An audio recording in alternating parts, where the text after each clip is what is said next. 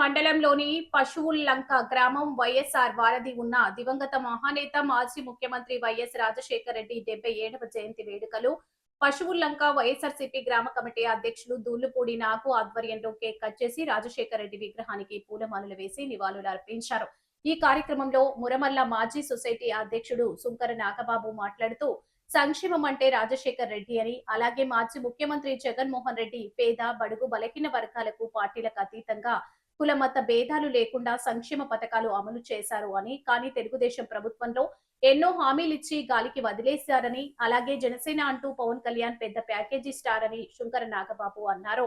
దూలపూడి నాగు పశువులంక గ్రామ కమిటీ అధ్యక్షులు శుంకర నాగబాబు, నియోజకవర్గ నాయకులు కోటమి సోల్మాన్ రాజు, గ్రామ కమిటీ ఉపాధ్యక్షులు కావూరి శ్రీను, సంగాడి శ్రీను, మండల నాయకులు సకిలే జ్యోతిబాబు, మండల నాయకులు గోడి రాంబాబు, సిహెచ్ తాతారావు, మోర్తా అనిల్, మోర్తా సురేష్, నందిక సుదర్శన్, జక్కల నాగేశ్వరరావు, సంగాడి శ్రీను, సకిలే చిన్నబాబు, సకిలే నాగార్జున, జక్కల వెంకటేశ్వరరావు, చింతా శ్రీను, చింతా చిన్నయ్య, పాము బాలయోగి, పిరపోతు దుర్గా ప్రసాద్, ఆర్ధన్ శ్రీను, మేడ నాగేంద్ర, ఓలేటి వెంకట, సుజీ, చింతా బాలకృష్ణ, పాలేపు ధర్మారావు, పిరపోతు దుర్గా ప్రసాద్, పలువురు వైసీపీ కార్యకర్తలు, నాయకులు అధిక సంఖ్యలో పాల్గొన్నారు.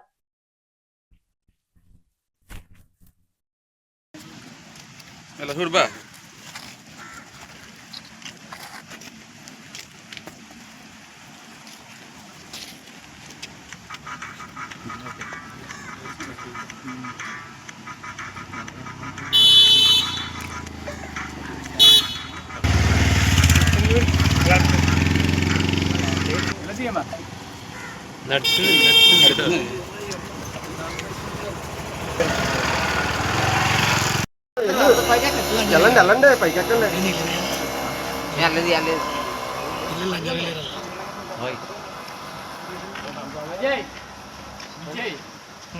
सोशल मीडिया बात ही रहे आड़े बैठा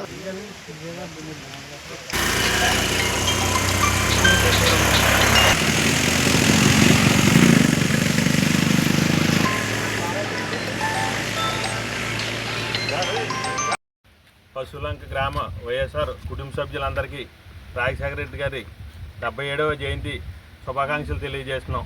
నిజంగా ఈ రోజుకి ఆయన్ని తలుచుకుంటున్నామంటే ఆయన చేసిన సంక్షేమ పథకాలే మనకి ఇవాళ అందరూ అదే ఆచరిస్తున్నారు. ఆరోగ్యశ్రీ అవ్వచ్చు, రైతు భరోసా అవ్వచ్చు, అలాగే ఫీజు రీఎంబర్స్మెంట్ అవ్వచ్చు, ప్రతి కార్యక్రమం చిరస్థాయిగా నిలిచిపోయేలాగా ఆ మహానుభావుడు చేసేదంటే ఈ రోజుకి మనం ఆయన్ని తలుచుకుంటున్నామంటే ఆయన చేసిన పథకాలే. ఆయన అడుగుజాడల్లోనే ఆయన కుమారుడు జగన్మోహన్ రెడ్డి గారు కూడా అదే అదేది చూడకుండా ప్రతి ఒక్కరికి సంక్షేమ పథకాలు అందాలనే ఉద్దేశంతో కుల మత పడకుండా అందరికీ చేయడం జరుగుతుంది.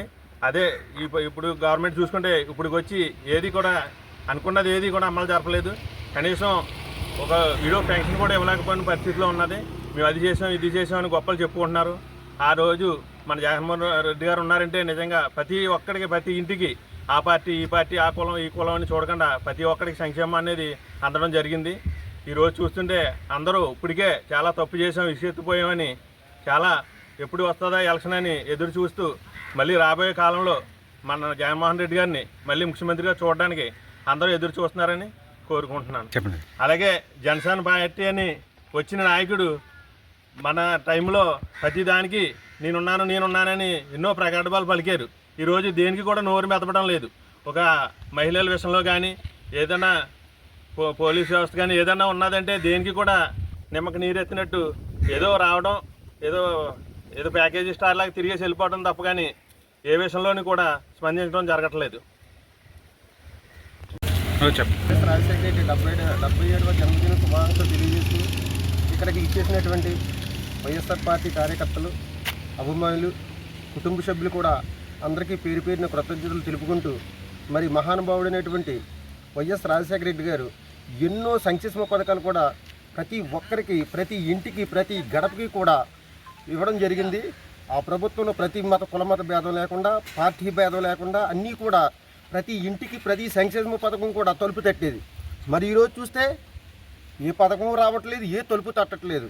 కానీ ప్రజలు ఏదో చేస్తారు, కూటమి ప్రభుత్వం వచ్చిన తర్వాత ప్రతి ఒక్కరికి ఏదో లబ్ధి జరుగుతుందని ఆలోచించి ఎలక్షన్ నెగ్గించడం జరిగింది.